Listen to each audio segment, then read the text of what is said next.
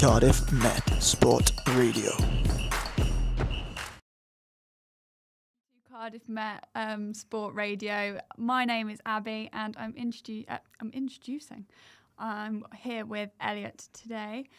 We have got a jam-packed 30 minutes of all things Cardiff Met Sport for you this afternoon. We're going to be joined by special guest Frankie from Cheer and Dance later.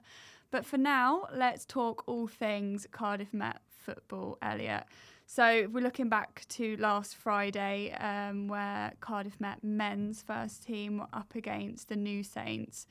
They won 3-2.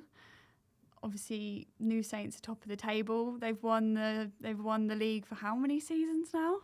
About 10 years in a row. Now, what a win this was for Cardiff Met. TNS, of course, the only professional side in the Cymru Premier. So, not many teams go there and win. So for Cardiff Met to win 3-2, last minute winner as well, 90th minute. Yeah. The celebrations were just absolutely incredible. I bet. Now, when I was looking up about this game, I mean, Met have only been able to beat TNS 3 times in the last 4 seasons. Like, that to me is just incredible. How big do you think this is for Met and their momentum going forward? Well, it's massive because, obviously, unfortunately for Met, they didn't have the start that they wanted, but they've improved now and they found themselves now back in the top 6 spots. And, that's going to be huge for Cardiff Met because ultimately that's where they want to finish. They want to try and finish as high up the league as possible. And so, it's massive for them, trying getting them European qualifications because I'm sure Chris Baker's tired now of always talking about 2019. Definitely. Now, Met face Britain Ferry this Friday in the JD Cymru Premier, kicking off at 7:45. There's also going to be a fan park there. So drinks, food, live music from a DJ, stalls and activities. We caught up with Eve, who was actually at one of the last fan parks against Pennybon earlier this season. Okay, Eve, can you talk me through kind of the excitement around the fan park and what your favourite thing about it is? I think when you go, usually I go with quite a few friends, so we're all together at the same time. But obviously there's loads of stalls. Obviously you've got foods there, you can do games there, you've got throw the darts to win things as well. There's always stalls with t-shirts on that you can buy. But there's lots of different things going on at the same time, lots of music as well, which is really interesting. So yeah, I enjoy that aspect of it. And talk me through kind of the excitement around Friday's game. There's a fan park with Friday's game, also a big fixture for Cardiff Met. Yeah, massive fixture. Obviously, fingers crossed the boys win. But obviously going to the fan park, getting in and amongst it before the game starts, it really sets up that atmosphere for the game and all the fans to get ready for it. Big thank you to Eve there. Again, Cardiff Met face Britain Ferry at 7:45, Kincoy campus on the Football 3G. Now, continuing on with football, obviously, Elliot, you were lucky enough to be able to go along to Cardiff Met's 2030 strategy. We're going to speak a little bit about that. So what is Met's 2030 strategy? Yeah, it was a great evening at the Millennium Centre. So Met, they have big plans going forward, essentially. So the Archer 2030 strategy, that was the title, held at the Millennium Centre. Landmark event for them. Massive event, setting out long-term ambitions, how to elevate Cardiff Met FC on and off the pitch and to outline their commitments to growing the domestic game in Wales. This sort of launch strategy was based off the FAW requirements.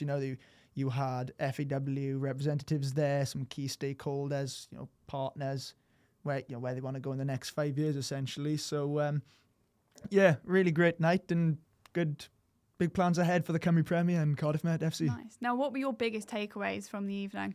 So I was lucky enough to interview Chris Baker, the director of football systems at Cardiff Met Sport. And, his main takeaway really, he wanted to be the leaders in the dual career space because not many universities have the opportunity to study and play at a high level.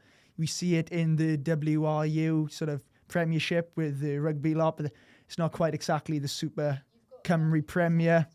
So at least with Cardiff Met, they're in the JD Cymru Premier. The exposure that's gets the top flight league in domestic football here in Wales. And not only that, but they're the only team in Cardiff the nation's capital in that league. And, you know, they want to try and contribute to growing the exposure of the league. Anyway, here's a little link now to Chris Baker. He can maybe go into a bit more detail. In terms of moving forward, where do we want to go? You know, I want us to be the leaders in that dual career space. You know, I want us to recognise that our financial health is important, so you know, we have to invest pragmatically in terms of our playing squad. We have to, you know, bring new people with us on that journey in terms of partners and new investors, and ultimately, you know, contribute to the FAW's broader objective of growing the visibility and profile of the league. You know, we've made some real good inroads in that space. You know, a record attendance. You know, introduction of fan parks. So we're making strides, but I also recognise, you know, there's a long way to go for us as a football club. Some amazing insight there from Chris Baker. Elliot, so where do you think Met see themselves by 2030? Well, Met want they want to grow bigger. They want to challenge at the top. As I mentioned earlier, you know, Chris Baker is tired of speaking about 2019 when they qualified for Europe. They want to write a new chapter. Now, obviously, this launch strategy was based around the FAW requirements. So some of the representatives there was Joseph Donker, the Senior Elite Club Development Manager. And, well, this is what he had to say about the FAW requirements and how Cardiff Met and the JD Cymru Premier are going to move forward in the next 5 years. I really want to see tangible growth in the leagues with all of our clubs that come into the top flight, really, and also supporting those tier 2 clubs who are ambitious and want to compete. I want to see a more competitive league. You know, I know for a fact that we can have 1,000 minimum in each stadium across the Cymru Premier, and that's the start. Once you hit that 1,000, you can hit 1,500 and then 2,000. That may be beyond my time, but the people are there, and I want it to be a competitive league, but not just a league that's football on a Saturday or football on a Friday or whenever it is, but also people to know that their football clubs are being looked after off the pitch as well. Again, some amazing insight there. Looking towards today's football fixtures, we've got 2 at home and 2 away. We've got the women's seconds facing the Health Services University, which are kicking off soon. That's at 1:30 p.m. on the Football 3G. Men's fours against Aberystwyth follow them at 4 p.m. again on the Football 3G. Looking away, we've got men's fifths are coming up against UWE. They have just they've kicked off at 12 o'clock, so they'll be going into their second half now. And women's first are up against Bristol from 1 p.m. There is plenty of sport going on campus here and away across the UK. And here's Sam with today's top fixtures.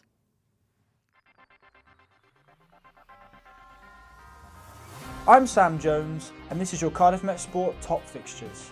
On Cardiff Met's Kincoid campus today, the women's hockey team defend their Welsh pride with 2 separate Welsh rivalries, with the first team playing Swansea University with a 4:30 kickoff, and the second team facing local rivals Cardiff University with a 2:30 kickoff.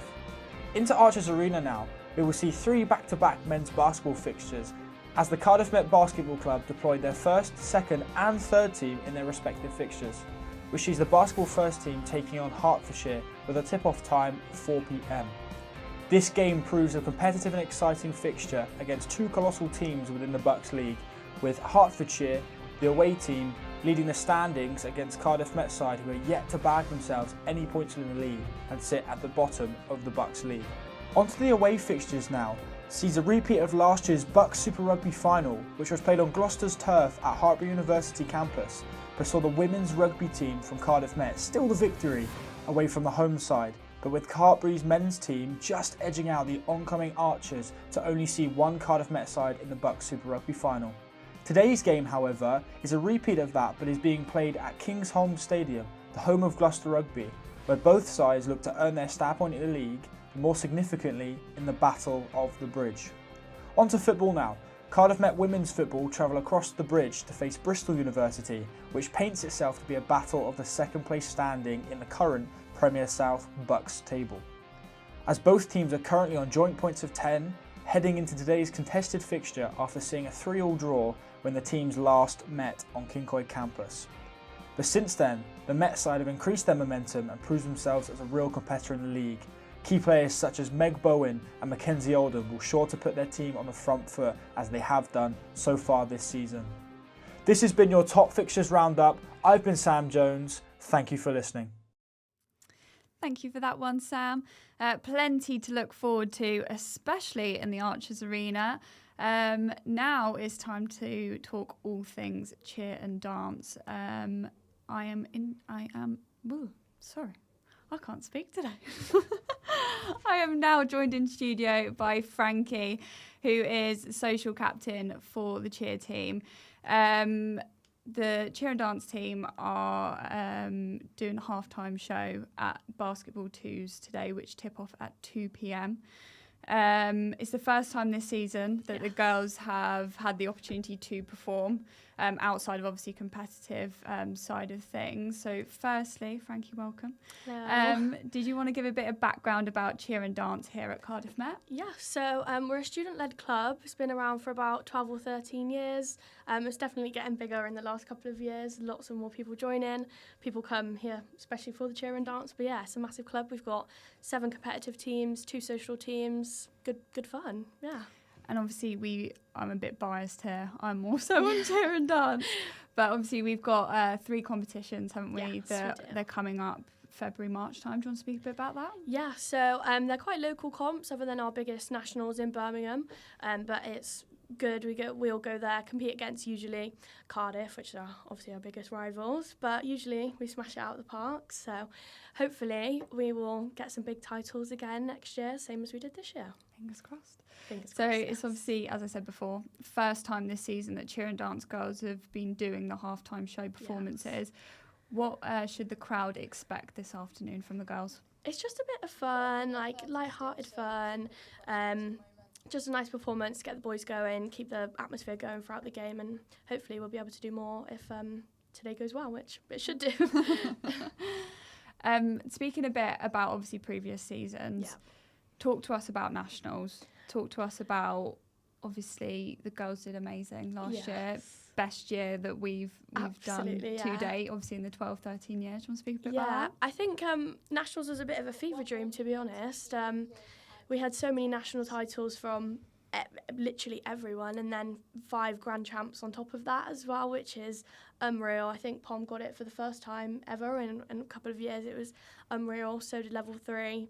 I think it was just tears all day. It was great though. It was literally amazing. I think as well for me, it was obviously we were all on the bus, weren't we? Yeah. And the grand champs were being announced like that evening at like 10 p.m. It was so late. Yeah. And then hearing on the bus, we got a message through, didn't we? I know, and it was like, we've got 3 grand champs. It was, incredible. It was surreal, yeah, definitely. Last question for you. Go for it. What are the ambitions for the club this year? I think just to grow as much as possible, and also to make more people aware of cheer, because some people still don't recognise it as a sport, even though it's probably quite a hard one, or it is quite a hard one. But yeah, it's just definitely getting new people into cheer and seeing what we can do with it. Amazing. Thank you so much for your time, Frankie, and best of luck to the girls later on the basketball court. Now, from one court to another, our tennis team have been in action this morning, and here to tell us more about that is tennis correspondent Amelia. Thanks, Abby. Well, in terms of tennis, we've got 2 Bucks home fixtures happening today here on Kincoy campus. Cardiff Met men's 1s were facing Exeter men's 2s this morning after having beat them 5-1 just last week away in Exeter. You'd imagine our Archers were feeling pretty confident heading into today's match, but let's find out. We caught up with our men's 1s player Sam Laidler ahead of today's fixtures. Hi, so I'm Sam Laidler, part of the men's 1 team for tennis, and we're here to play Exeter 2s in a cup match. We actually played them last week back down in Exeter and won 5-1, so it's kind of a return fixture. So feeling pretty confident today? Yeah, no, it should be a good match. But yeah, no, we're all feeling pretty confident. A lot of balls on court this week, so yeah, should be hoping for the same result. And you say it's a cup match. Can you tell me a bit about what that means? So it's a cup match, so it means we can't draw today. So yeah, we're looking for a win to progress into the next round. Your 2s are also playing here today, also playing Exeter? Yeah, they're also playing Exeter 3s on a return match as well in the cup. So hopefully, they also won last week 4-2, so hopefully they can also get the same result this week. It should be a good week for Cardiff Met tennis, hopefully. So a promising week at home for Cardiff Met Tennis, but let's take a look at today's away fixtures. Well, the Welsh-English rivalry continues on the road this week as Cardiff Met women's ones travel to Exeter this morning to play what looked to be a competitive match against Exeter women's threes. Meanwhile, our men's threes have also crossed the bridge today, travelling to Bristol to face UWE ones at midday, a match that UWE Tennis have been calling one to watch. We're still waiting on today's results as games are still in action, but we're definitely wishing our Archers the very best of luck both home and away this Bucks Wednesday. Thank you very much, Amelia. Now, time for our favourite time of the show. It's game show time. Truth, lies. The referee decides. Is it onside or offside? Oh, sorry, that's the first time I've heard that. Right, so this is a little game that we like to call onside or offside. So me and Elliot both have 5 questions each for each other, and we have to try and figure out whether it is fact or fiction. Are you ready, Elliot? Ready. I love this bit. Who wants to go first? Got to hide my computer from me. Yes. We'll go. I reckon we go one at a time. Yeah. I'll start. Okay, go on. First question. Nice, easy. Both football. I say it's easy, but I think it's a well-known fact. Gary Lineker has never got a yellow card in his entire senior career. True, onside or offside? Offside, that has to be false. He has to have had a yellow card, surely. Onside. Never ever got a yellow card. No way. Over 567 competitive games and 0 yellow cards. Wow. Give it to him. He's got not a hot head at all. He's quite cool, calm and composed there. Wow. Fun fact. Right, my turn. Okay, chance to take the lead. So, we're both quite big golf fanatics, aren't we, Elliot? We are. So, golf balls were once made from dried cow's eyes. Onside or offside? Onside. That's so wild that it's got to be onside. Incorrect. No. It is fiction. So golf balls were originally made of wood, and then they were made of featheries, which was leather filled with either chicken or duck feathers. Right then. 0-0 going into the second questions then. So the next one is on to Olympics. Michael Phelps won 10 Olympic medals. Onside or offside? Offside, he's won more. Correct. He's won 23. There you go. And then 1-0. 1-0. Okay. I actually feel like this could be quite an easy one because we've spoken a little bit about it earlier. Cardiff Met specific. Cardiff Met once played in the Europa League. Onside. Ding, ding, ding. And I can tell you how they went. It was a Luxembourg team. I can't pronounce it. No. But I know the initials are P and Yeah, N. correct. Are you going to pronounce it? No, I'm not even going to try. I'm going to butcher it. Yep, the men's sides qualified for the 2019 Europa League through the Welsh football playoffs. Okay, then. So the third question, we're going to go back to football. Okay. Zlatan Ibrahimovic never won the Champions League. What teams do you play for? Inter Milan, Barcelona, Manchester United, PSG. Offside. No, now you've got me thinking double. Go with your gut. I'm going offside, he has to. Onside. He's never won a Champions League, has Zlatan. Jesus. Right, moving on to tennis. Okay. Serena Williams has won more Grand Slams than Roger Federer. Onside or offside? I'll go offside. No. Fact. Serena Williams has won 23 Grand Slams and Roger Federer has won 20. Wow. Okay. So, what's that now? It's still 1-1, is it? Yeah. Yeah. 1-1. Still Not too 1-1. great at this, are we? No, we're not. No. 2 questions to go. It's all to play for. Go on. Moving on to golf now. Yeah, my own golf fan. So there are 18 dimples on a golf ball. Onside or offside? Offside. There's way more. Yeah, offside is correct, but Yeah. the number varies. Oh, interesting. Well, depending on what manufacturer it is. That's right, yeah. Wow. That's right. So I take the lead 2-1. Fun fact that. Right, back to the Olympics. Okay. Olympic medals were originally made of solid gold. I'll go offside. Wrong, it was fact. Never. Fun fact for you, actually, as well, with that one. Do you know when Olympians bite their medals? Yeah. It was because back in the day, with solid gold, you'd be able to make a little indent into the gold. So they test whether it was solid gold by biting into it. Wow. But yeah, so early years it was gold, yeah, solid gold, but it's now mostly silver with gold plating. See, I thought they would have sort of developed and become solid gold as time went on, but no. there we are then. Nope, solid gold. 2-1 winners for this There we game go. show. I win. Ding, ding, ding. Never lose. Now, so... Truth, lies. The referee decides. Is it onside or offside? Little fun one for you there. Right, we are now moving on to a little bit of a I ask you questions now, Elliot, really.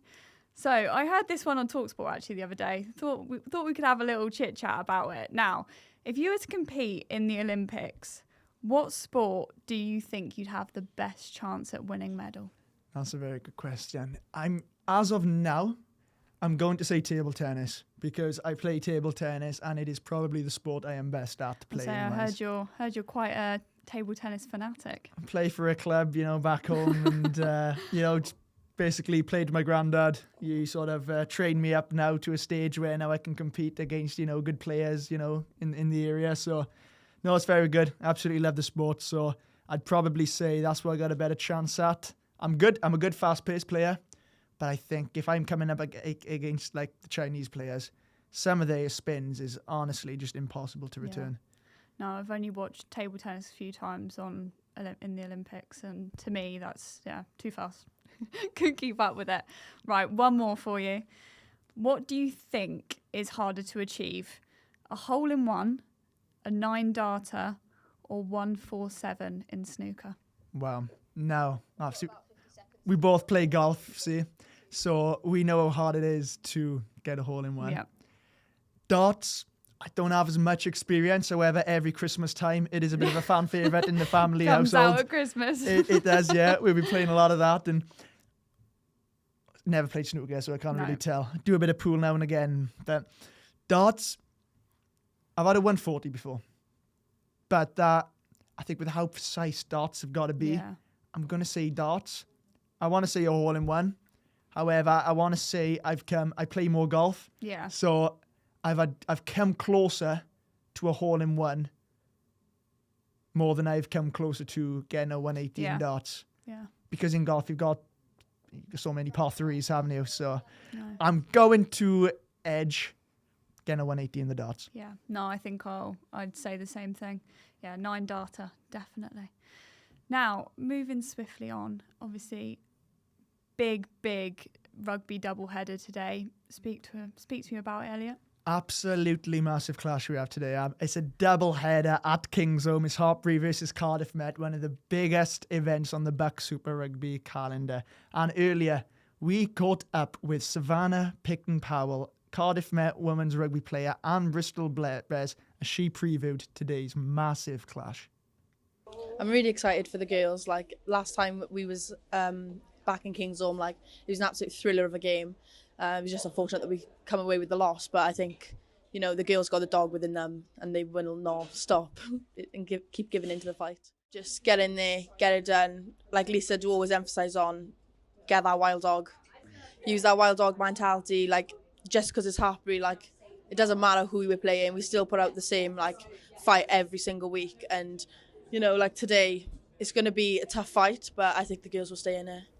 What a massive clash we have later on at Kingsholm. And joining us in the studio is none other than rugby correspondent Samuel Jones. So, Sam, just how big is this fixture this afternoon for both teams, the women's and the men's. Yeah, I mean, I'm so excited for this one. I mean, the game being played today at Kingsholm, but we look back to last year, the Bucks Super Rugby semi-final. We saw both the men's and women's side from Cardiff Met take on Hartpury at Hartpury University. The women's side coming out victorious in their outstanding victory over Hartpury after not winning against that Hartpury side over the past 5 years. That was a big one for them, and I'm sure that women's team for Hartpury will be looking for that revenge and that kind of a bit of blood today to get back at Cardiff Met after that loss last year. But the men's team also will be an interesting game because both teams may be being on a bit spotty form at the minute, and Hartpury sitting lower half of the table and Cardiff Met being quite inconsistent with their results and elevating themselves in the table and then lowering themselves again. So yeah, I'm really excited for today's fixture, and it'd be an interesting one to watch. So first up is the women's game. Cardiff Met currently sit first in that league. Obviously, they're current holders of the Bucks Women's Super Rugby. However, Hartpury, they are a good side, the women's Hartpury team. The team who obviously they beat in the semi-finals last year, so there is going to be no love lost there. Yeah, absolutely. No love lost at all. That rivalry is definitely a rivalry for a reason. And I think that Cardiff Met side will know they're sitting top, but I think they've got a few games in hand, so they'll know that job isn't done yet, and the season's a long one, so they've got to keep fighting for that. But yeah, that Hartpury team will be definitely coming for blood today, and that revenge, as I said, looking within that Hartpury team, they've brought, I think, about 8 of their PWR professional rugby players back into that squad that they have available to them. So Cardiff Met will be very aware of that talent they have within the squad, both starting and on the bench, knowing that it won't be an easy 80 minutes to be played rugby. So yeah, that'll be a game to watch for sure. Now, I find it interesting going into the men's game later on now at 6:30, because usually when Cardiff Met go to Hartpury, they're used to Hartpury being right up near in the top of the table. But they currently sit in 9th. I believe it's just the one win this season for Hartpury. How do Met approach this game now, knowing that this Hartpury team aren't the Hartpury team of the last couple of seasons? Yeah, as I said about the same with the men's game, the rivalry's there. So no matter where Hartpury's sitting at that table, I think the boys have their calendars out and the date marked for the Hartpury fixture, because no matter what season or where they are, it's always a good game to play against Hartpury. And yeah, it's hard for Cardiff Met to look at the Hartpury team and say like how they've ended up so low in terms of Hartpury, but Met will be prepared for a fight, and it's always a fight. And maybe there'll be a few conversations around why Hartpury have dropped and the players they lost last year, but that pedigree never changes, and Cardiff Met won't bow down to any Hartpury side, no matter who's in that kit. You mentioned there about Hartpury losing some key players there. You know, how much does that affect them this season, do you think?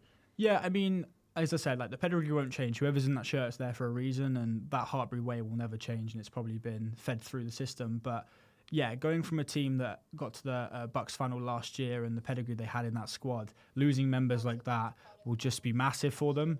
And as we've seen, that momentum through the seasons that they've maybe had previous will be lacking. You're losing those members that have been in that championship scenario, people that have been in the final, won the league, and then you're having maybe freshers come in or people from next year trying to fill those boots, and it might not be the same.